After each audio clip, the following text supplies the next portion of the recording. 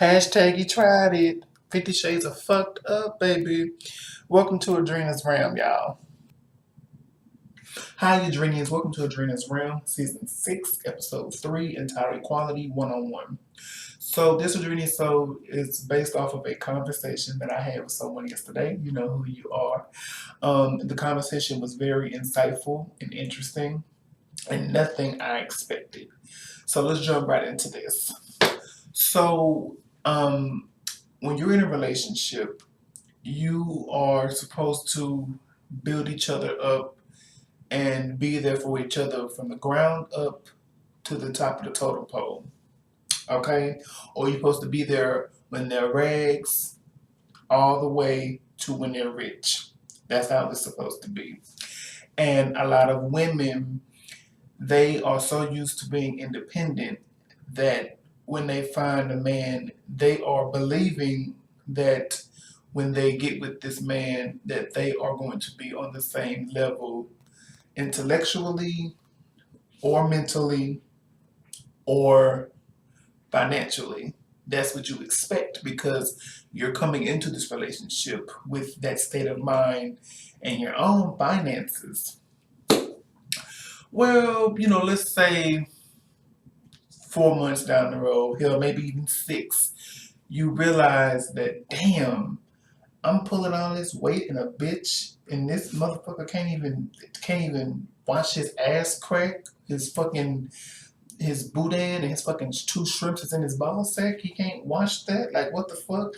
And all I'm asking him to do is just meet me halfway and do something with himself.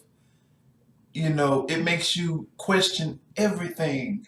It makes you question who you are as a person, your judge of character, what you saw in this person, why am I still here?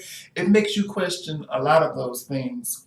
And I feel like when you invest your heart and your time and your money into a relationship and you get shit or zilch, zero, then I think it's time for you to go ahead, politely cut your losses, and you keep strutting.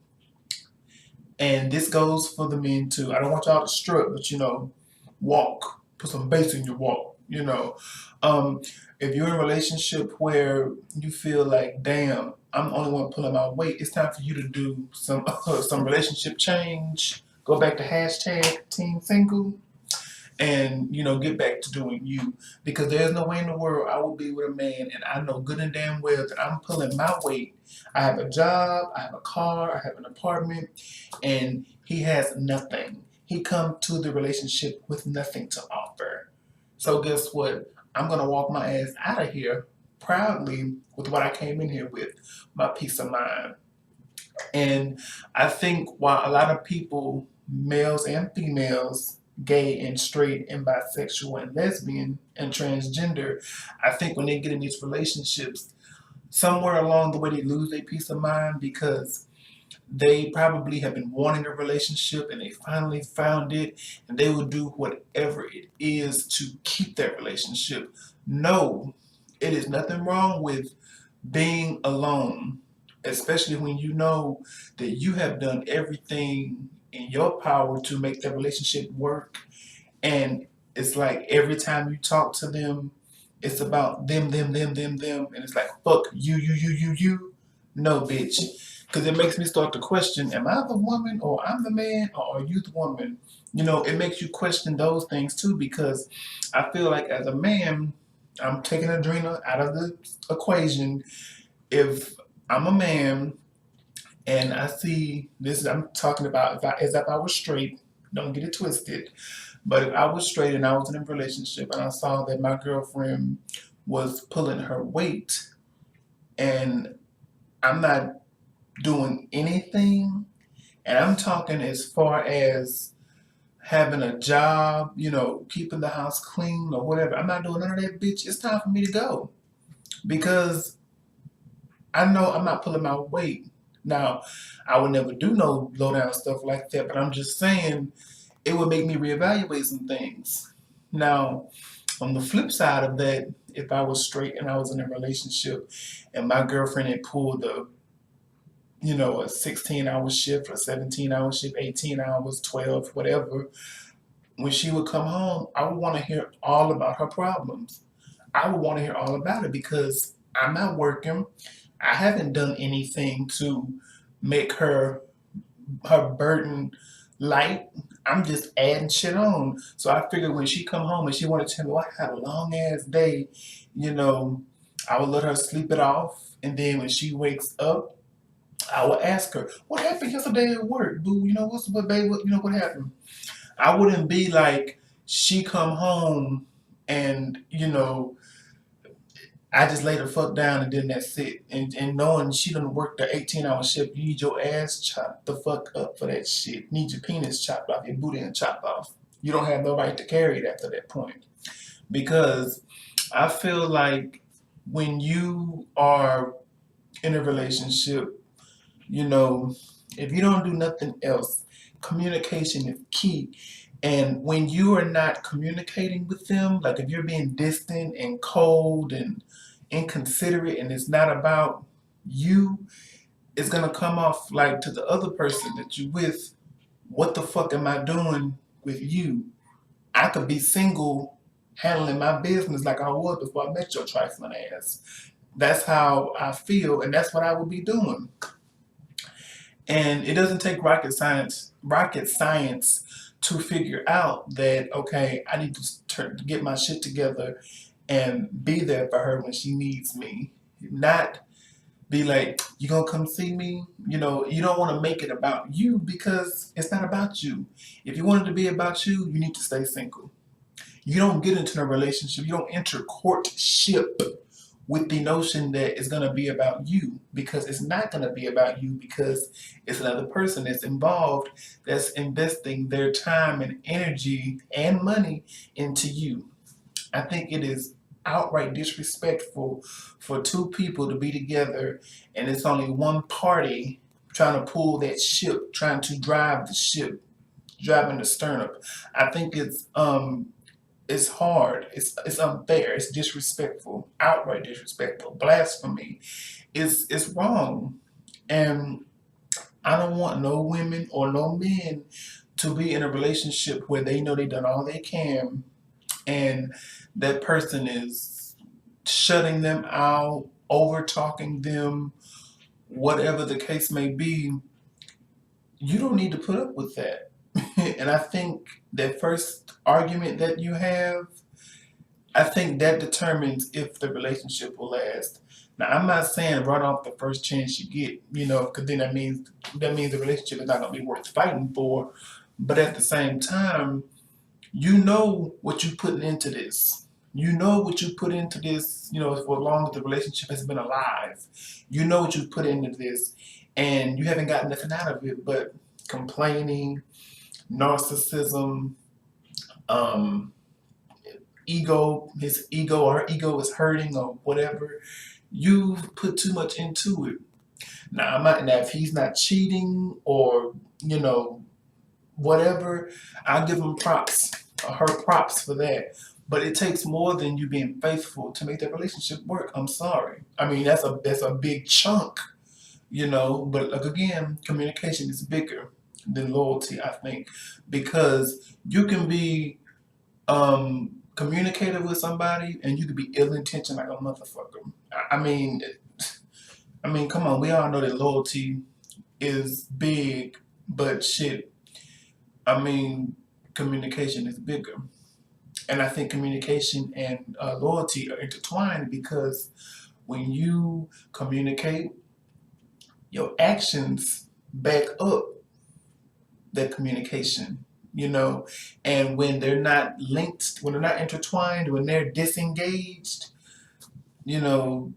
it's bound for failure, oblivion, doom, whatever you want to call it, death. It's not going to thrive. So I feel like a lot of men, I'm not saying women don't do this, but a lot of these men out here who have these beautiful, independent women, I'm not saying just black women, because any woman can be independent. I don't care what ethnicity you are. You can be independent.